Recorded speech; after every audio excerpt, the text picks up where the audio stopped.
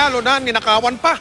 Yan ang sinapit ng mga basketballista ng Adamson University matapos ang kanilang laro laban sa UST sa UAAP nung Sabado. Ayon sa mga pulis, posibleng tinatawag na inside job ang nangyaring nakawan. Nakatutok si Micaela Papa. Sa practice namin inabot ang Soaring Falcons, ang men's basketball team ng Adamson University. Dito raw nila ibinubuhos ang dobling pait na nararamdaman. Natalo na nga sila sa UST sa UAAP Games Araneta Coliseum nitong Sabado.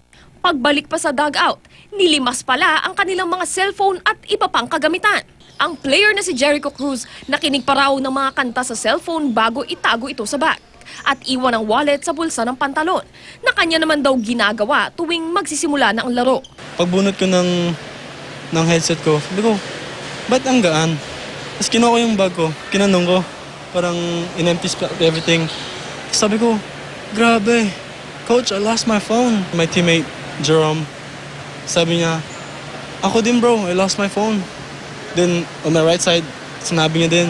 7 manlalaro ng Adamson ang nanakawan ng 5 cellphones, isang wallet na may mga ID at 3,000 pisong cash. May mga nangyari sa MOA, may nangyari sa Ateneo, nawawalan. And then, ang iniisip namin, this is a syndicate. Once and for all, kailangan matapos ito dahil affected ang mga atleta. Hinala ng pulis, inside job ang naganap. Wala namang forcible entry doon sa pintuan. Walang ibang tao o outsiders na makakapasok doon kasi unang-una sa entrance pa lang may mga security guard.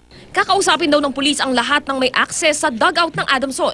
Sa pahayag naman ng Smart Araneta Coliseum, ikinalulungkot daw nila ang insidenteng nagresulta sa pagkawala ng kagamitan sa dugout ng Adamson sa kabila ng mahigpit na seguridad na ikino-ordinate sa UAAP.